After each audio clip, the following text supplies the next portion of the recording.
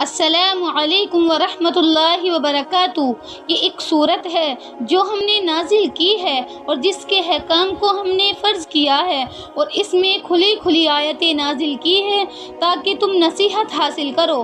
زنا کرنے والی عورت اور زنا کرنے والے مردوں کو 100 کوڑے لگاؤ۔ اگر تم اللہ اور یوم آخرت پر ایمان رکھتے ہو تو اللہ کے دین کے معاملے میں ان پر ترس کھانے کا کوئی جذبہ تم پر غالب نہ آئے، اور یہ بھی چاہیے کہ مومن کا ایک مجمع ان کی سزا کو کھلی آنکھوں سے دیکھے۔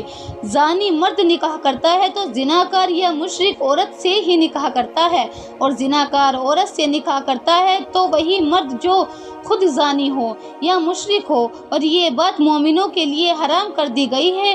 اور جو لوگ پاک دامن عورتوں پر تہمت لگائے پھر 4 گواہ نہ لے کر آئے تو ان کو 80 کوڑے لگاؤ، اور ان کی گواہی کبھی قبول نہ کرو، وہ خود فاسق ہے۔